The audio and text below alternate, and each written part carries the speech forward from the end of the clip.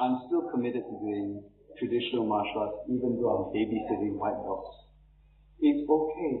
You see, this is how I alienate people who try to come to my dojo. Okay, today we are working on Hwarang. Yeah. Several people ask me, yeah, let's focus on applications for Hwarang because we don't actually have enough of that video. Today we are looking at this one retreating hand. I sent it out as a punch to the side. I pull it back and I come in as what looks like a downward shooter or a knife hand. We have previously done it from a thin side wrist grab where I extend the hand with the elbow forward. I take that hand out. I go to the nose down this way. Do it. So that sweeping motion comes in from the side. For instance, hopefully I block an oncoming punch. I sidestep that and basically I make the impact and I flip the head backwards. Under the nose, or here, or in front. This turning of the center of gravity allows me to tip over the opponent fairly easily. I think, however, it really is a waste. Don't get me wrong, that applications focus on throwing, locking, and takedown techniques. And the reason being is that, as you can attest, it's actually quite easy to take down a person. Once you actually practice a takedown, or the practice of takedowns, it should come easily from any angle. Isn't that right? Yeah. I don't have to say, oh, we set one thing up, and then therefore, that application is a takedown.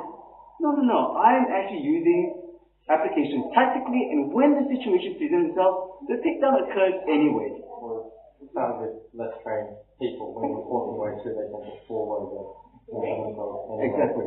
I mean, the whole point of it is that we're chopping the structure, the person will drop anyway.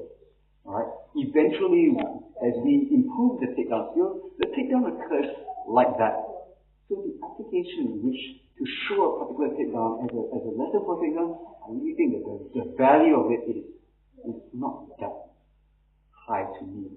So when I look at applications, and we do actually show a lot of takedowns, it's not so much that I don't think that takedowns are important. I think that a takedown is a natural process or a sequence after you do a proper strike, gap close, trap, control, destroy, and then eventually what you want to do with the opponent, it depends on what the situation takes.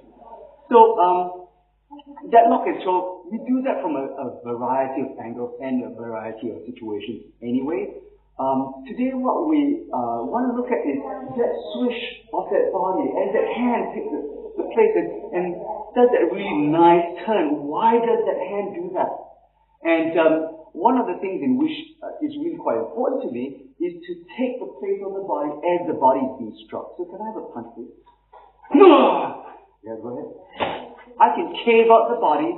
I can take that strike with the presentation of the arm. Can I have a punch from the other hand? Yeah. Yeah. Yeah.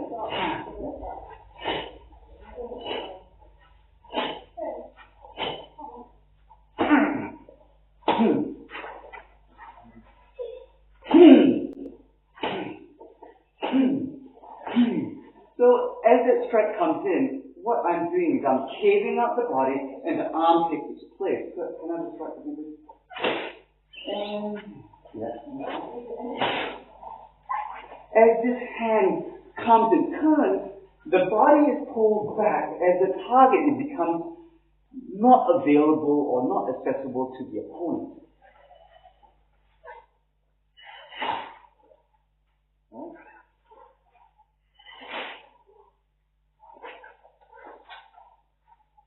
And then, as a natural extension from that, can I have a kick, please? Yeah.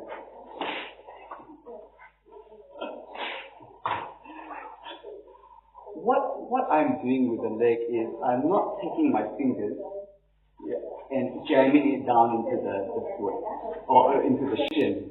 What I'm doing is I'm taking the fingers back, I'm extending the arm and pushing the forearm forward.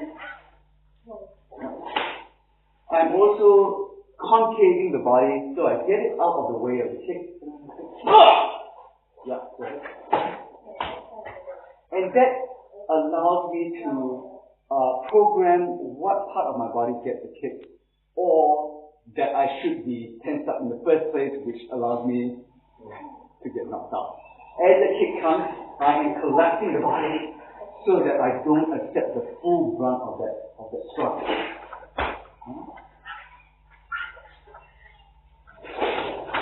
Yeah. That motion is the start of that takedown. So as I seek to deflect that kick, I get to strike him and take him down after he lands. If you're not unbalanced, can you go ahead and make sure that you're balanced with the kick? That occurs that way. If you seek much more power in, you land smack against that elbow before I swish that arm through and then do a takedown from the back. That motion allows me to use the pivoting of my hip and the flexibility of my body to bypass a strike coming to the trunk. And it's not just, I've demonstrated against the punch and the kick towards the gut, but it's not just strikes to the middle, it can be slightly lower and slightly higher. So long as you are able to break dance yourself out of the center line, you're able to get at that obstacle in the way. This one works really, really nicely when the hand is down or the front hand is down and you're pushing the elbow forward before you actually swing it back up. At other times we assume that the hands are up before we actually make our defense. This is a time where that hand is down, and I know that some Taekwondo practitioners may actually benefit from this move. Would you like to practice it? Okay, so I'll do a kick first with that, and what you want to do is you don't really have to adopt the stance. All you have to do is pull the center of gravity off to one side and basically turn 90 degrees.